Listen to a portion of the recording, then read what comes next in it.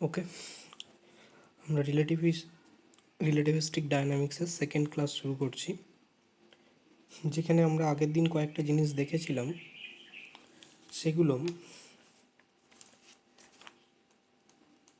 এক নম্বর হচ্ছে যে মাসটা ক্লাসিক্যাল মেকানিক্সে যেরকমভাবে ইনভেরিয়েন্ট কোয়ান্টিটি থাকছিল, রিলেটিভিস্টিক মেকানিক্সে বা রিলেটিভিটিতে সেটা আর কনস্ট্যান্ট থাকছে না। সেই জন্যে আমরা যেটা পেয়েছিলাম m equal to m0 divided by root over of 1 minus V square by C square. এখানে m0টা হচ্ছে রেস্ট মাস এবং স্মল এম যেটা সেটা হচ্ছে রিলেটিভিস্টিক মাস। 2 নম্বর যেটা পেয়েছিলাম টোটাল এনার্জির এক্সপ্রেশন, যে E equal to K E kinetic energy plus m0 C square, যেটাকে আমরা রেস্ট এনার্জি বলে বলছি। এখন আমরা যেটা দেখব সেটা হলো যে এই রিলেটিভিস্টিক যে এক্সপ্রেশন সেটা সার্টেন লিমিট, অর্থাৎ যদি ভিটা খুব ছোট হয় সি এর থেকে তখন কি ক্লাসিক্যাল রেজাল্টে ব্যাক করে, সেটাই আমরা এখন দেখব।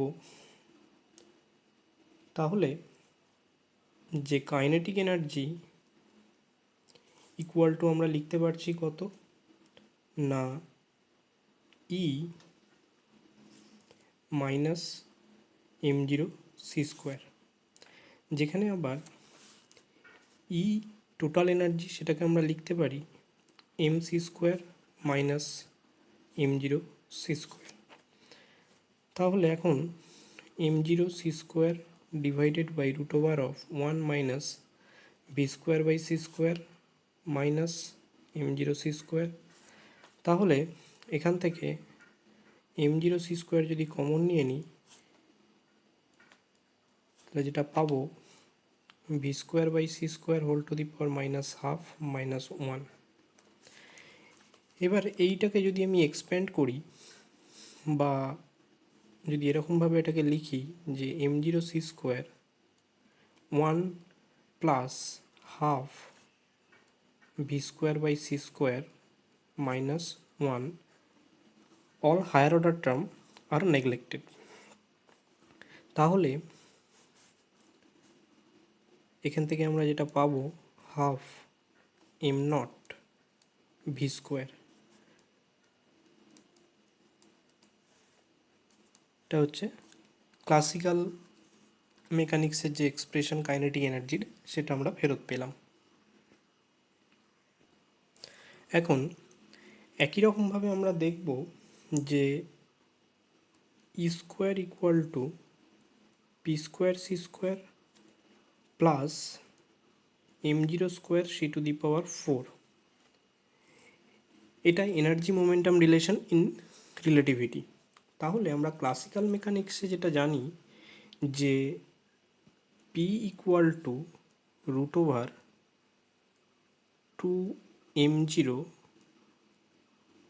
কে হয়, সেটা আমরা দেখব, কারণ P square by 2m equal to kinetic energy, সেটা এখান থেকে আনা যায় কিনা সেটা আমরা দেখতে চাইছি। তাহলে ই ইকুয়াল টু আমরা যেটা পেয়েছি সেটা হচ্ছে kinetic energy plus rest energy, this is equal to total energy equal to P square C square plus m0 square C to the power 4। তাহলে K square plus 2k m nought C square plus m0 square C to the power 4 equal to P square C square plus m0 square C to the power 4। এই দুটোকে cancel করলো।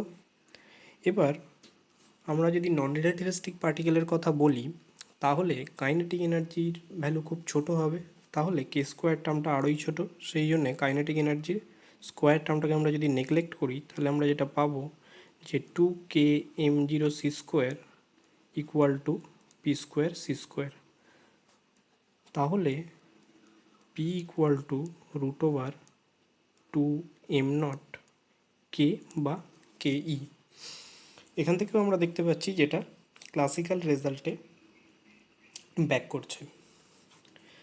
আরও একটা জিনিস আমরা এখানে করব এই এক্সপ্রেশন থেকেই, যে E equal to c square root over of P square plus m0 square C square.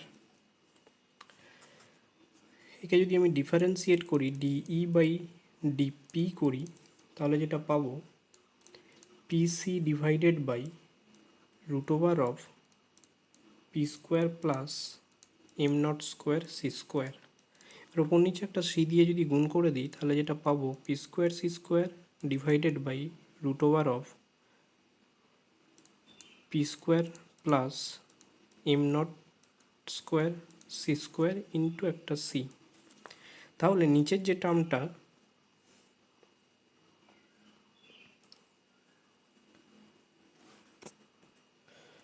এখানে এটা সি হবে, তাহলে নিচেরটা ই, তাহলে আমরা লিখতে পারি P C square divided by ই।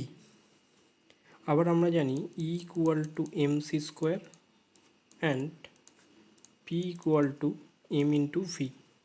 যদি এই দুটো সাবস্টিটিউট করি, তাহলে ডিই বাই ডিপি যেটা পাবো সেটা হলো M V C square divided by M C square equal to V. Okay, এবং আগের দিন আরেকটা রিলেশন আমরা করেছিলাম, যেখানে ছিল হচ্ছে এইরকম, যে d m by dt equal to 1 by C square d K by dt. এই রিলেশন থেকে আমরা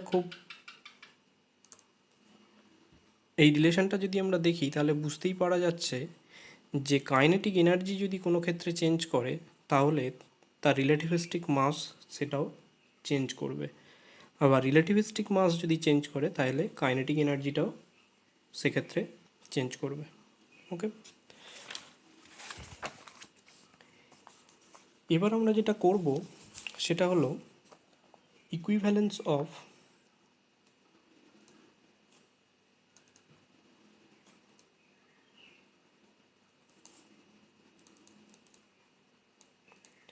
মাস অ্যান্ড এনার্জি। আগের দিন আমরা যেটা করেছিলাম, সেখানে আমরা ইলাস্টিক কলিশনের কথা বলেছিলাম। আজকে যেটা করব সেখানে কলিশনটা হবে ইনইলাস্টিক কলিশন, এবং এই ইনইলাস্টিক কলিশনের ক্ষেত্রে কিভাবে আমরা মাস এবং এনার্জি রিলেটেড সেটা এখানে দেখি। এটা করার জন্যে আমরা প্রথমে একটা ফ্রেম কনসিডার করে নিচ্ছি, যে ফ্রেমটাকে আমরা এস প্রাইম বলে বলছি, এবং দুটো পার্টিকেলকে নাম দিচ্ছি বি পার্টিকেল এবং এ পার্টিকেল। এরা দুজনে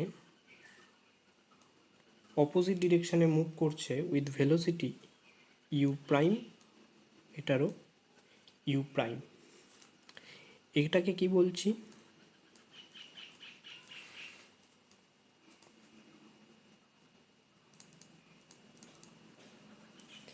বিফোর কলিশন। এবং এই যে ফ্রেমটা, সেই ফ্রেমটা মুভ করছে V equal to U prime speed নিয়ে এদিক থেকে এই দিকে। তাহলে আফটার কলিশন কি বলছি না, আফটার কলিশন আমরা যে ঘটনাটা দেখব সেটা হলো এইরকম। এটা এস প্রাইম ফ্রেমেতেই রয়েছি আমরা, যেটা হচ্ছে V equal to U prime speed নিয়ে মুভ করছে। আফটার কলিশনের দুটো পার্টিকেল কম্বাইন করে একটা কম্পোজিট পার্টিকেল তৈরি হয়েছে, যেটাকে সি বলে বলছি, এবং যেটা ইউ সি প্রাইম সেই ভেলোসিটিটা হচ্ছে 0। তার মানে দুটো পার্টিকেল কোলাইড করলো, কোলাইড করে একটা সিঙ্গেল পার্টিকেল তৈরি করলো এবং সিঙ্গেল পার্টিকেলটা রেস্ট অবস্থায় চলে এসছে। এই একই ঘটনাটাকে যদি আমি অন্য আর একটা ফ্রেম থেকে দেখি তাহলে কি দেখব, যেটা এস ফ্রেম বলছি, এস ফ্রেম থেকে দেখছি আমরা। তাহলে বিফোর কলিশন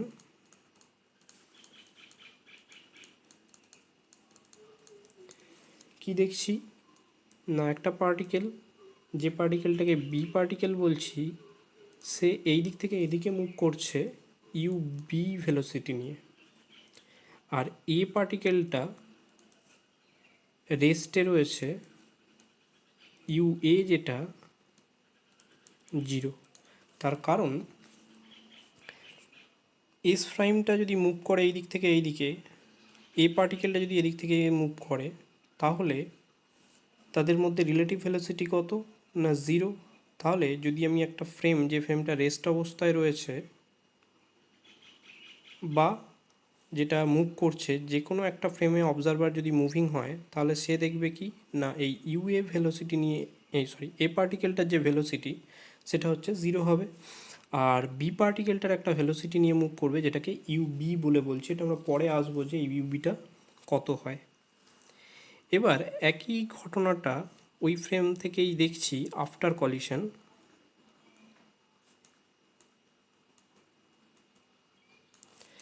আফটার কলিশন কি হচ্ছে সেটা দেখা যাচ্ছে যে এটাও কম্বাইন করে একটা পার্টিকেল তৈরি হয়েছে, কিন্তু সেই পার্টিকেলটা রেস্টে নেই, একটা ভেলোসিটি নিয়ে মুভ করছে যেটাকে V equal to U prime বলে বলছি।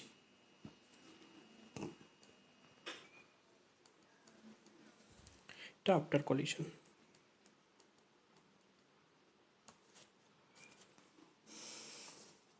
তাহলে আমাদের প্রথম কাজ হচ্ছে যে ভেলোসিটিটা একটা ফ্রেমের রেসপেক্টে আর একটা ফ্রেমে কীভাবে ডিপেন্ড করছে সেটা আমরা ভেলোসিটি অ্যাডিশন থিওরেম থেকে বার করব। তাহলে therefore the velocity u B, সেটা কি হবে না u B equal to u x prime plus v divided by 1 plus u x prime v by C square, যেটা ভেলোসিটি অ্যাডিশন থিওরেম থেকে আমরা পাই। তাহলে এখান থেকে যেটা পাবো ইউ এক্স প্রাইম সেটা কত না ভি, যেটাকে আমরা ইউ প্রাইম বলে বলছি, আবার ভি যেটা সেটাকেও ইউ প্রাইম বলে বলছি।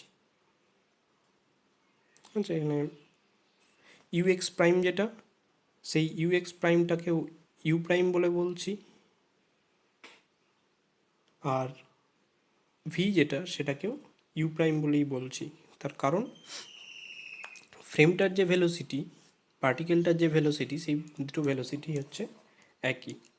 তাহলে আমরা এখান থেকে যেটা লিখতে পারি সেটা হচ্ছে 2u prime divided by 1 plus you prime square by C square.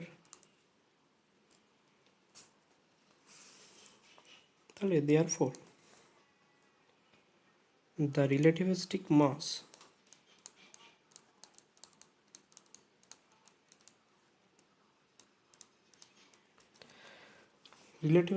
mass of B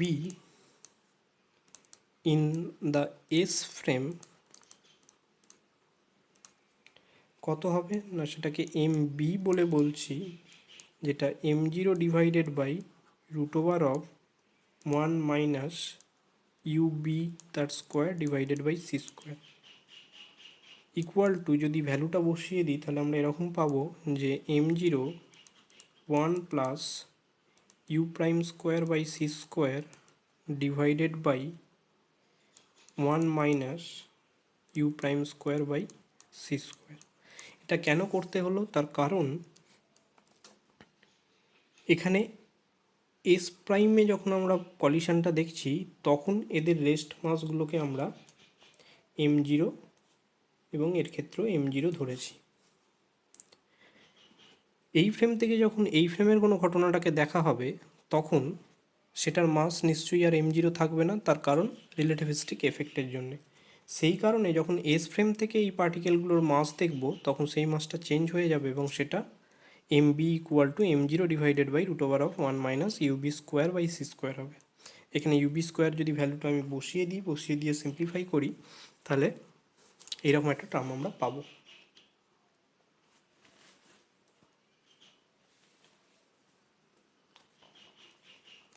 এবার বলছি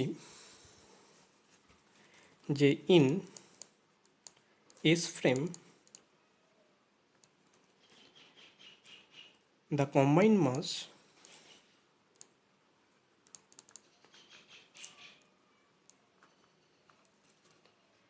C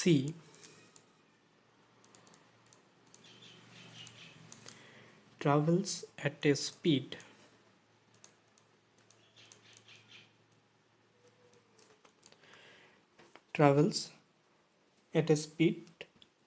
v equal to u prime। কখন না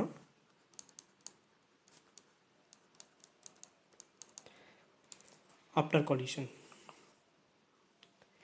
এবং এস প্রাইম থেকে যদি দেখি since it was stationary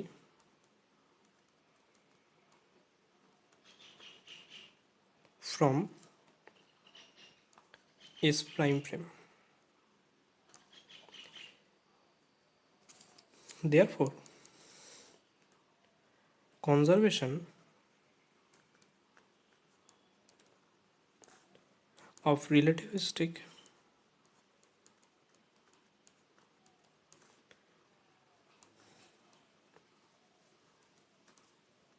momentum is m0 divided by root over of 1 minus ub square by c square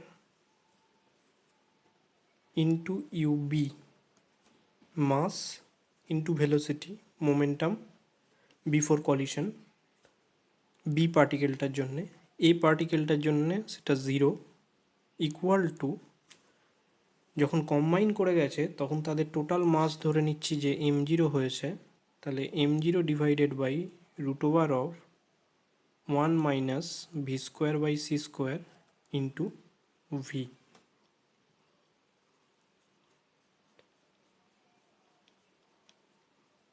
ওকে, এবার আমরা যেটা ধরেছি যে V equal to U prime, তাহলে এই দুটো ইকুয়েশন কি হবে না, এম বির ভ্যালুটা আমরা যদি বসিয়ে দিই এখান থেকে, তাহলে আমরা এটাকে লিখতে পারি যে M zero one plus you prime তার square by C square divided by one minus you prime square by C square into U B to U prime divided by one plus you prime square by C square equal to, এখানে M naught capital M naught U prime divided by root over of one minus you prime square by C square. তাহলে এখান থেকে যদি আমি এটাকে cancel করি এবং এর একটা পাওয়ার ক্যান্সেল করি, তাহলে capital M zero equal to আমি লিখতে পারি two M zero divided by root over of one minus you prime square by C square. তাহলে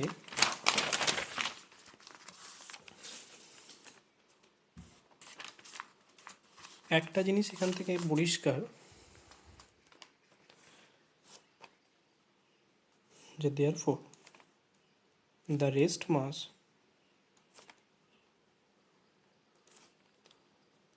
of the combined body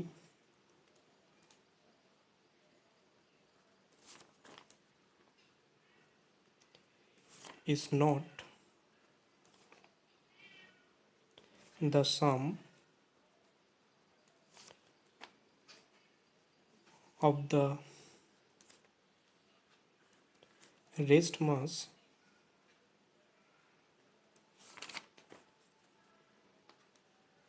of the original body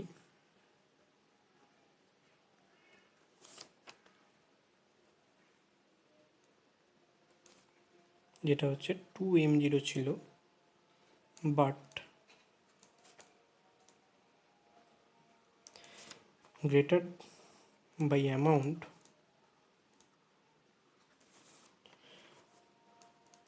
m0 minus 2m0 যদি করি তাহলে সেটা পাবো হচ্ছে 2m0 1 by root over of 1 minus u prime square by c square minus 1। এটাকে আমরা equation number দিয়ে রাখলাম। এবার যদি দেখি before collision the bodies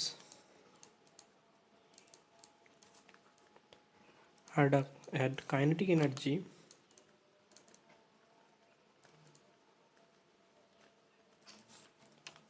in S prime frame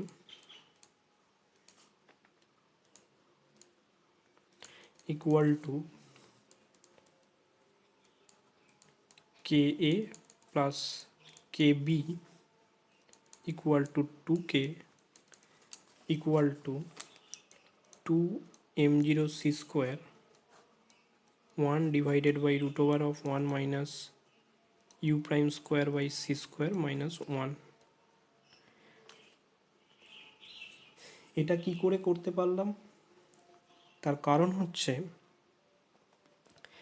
যে কাইনেটিক এনার্জি যেটা এস প্রাইম ফ্রেম থেকে যখন দেখছি এবং দুটো পার্টিকেলের ক্ষেত্রেই ভেলোসিটি সমান ছিল, যেহেতু দুটো পার্টিকেলেরই ভেলোসিটি সমান ছিল তাহলে তাদের কাইনেটিক এনার্জি কি হবে না, কাইনেটিক এনার্জি হচ্ছে আগের যে এক্সপ্রেশনটা আমরা করেছিলাম, এই যে এক্সপ্রেশন কাইনেটিক এনার্জির, এই এক্সপ্রেশনটাকে ইউজ করে আমরা লিখতে পারি kinetic energy equal to rest energy minus m0 c square. তাহলে সেটা যদি করি তাহলে rest energy M C square হতো, এম এর জায়গায় ভ্যালুটা বসানো রয়েছে -1, 2m0 c স্কোয়ার কমন নেওয়া হয়েছে সরি, যেখানে আমরা এখানে লিখে দিচ্ছি যে কে ইকুয়াল টু, আমরা যেটা জানি সেটা হচ্ছে M C square minus m not C square, সেখান থেকে এই রিলেশনটা আনতে পেরেছি। এবং এই ইকুয়েশনটাকে যদি 2 নম্বর ইকুয়েশন দিই তাহলে একটা জিনিস আমরা লিখতে পারি এখান থেকে যে K A plus K B equal to M naught minus 2m naught into C square. তাহলে দেখা যাচ্ছে যে কাইনেটিক এনার্জি যেটা আগে ছিল এস প্রাইম ফ্রেম থেকে যখন আমরা দেখছিলাম দুটো আলাদা আলাদা পার্টিকেলের কাইনেটিক এনার্জির সামটা যেটা আফটার কলিশন 0 হয়ে গেছে সেটাই মাস চেঞ্জের সঙ্গে সমান, অর্থাৎ যে মাসটা সিস্টেমের চেঞ্জ হলো সেই মাসটা আসছে কোথা থেকে না কাইনেটিক এনার্জি থেকে। তাহলে আমরা এখান থেকে বলতে পারি which shows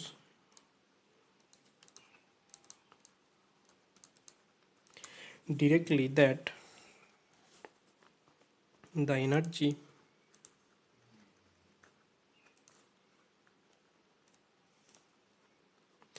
associated with the increase in rest mass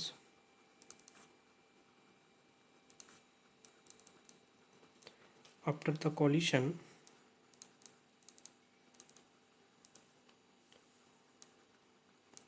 equals to the kinetic energy present before the collision। তাহলে এখান থেকে আরও একটা কনক্লুশন আমরা ড্র করতে পারি, যে that is in an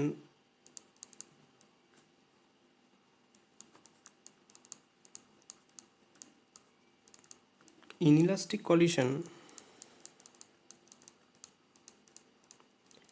kinetic energy alone is not conserved.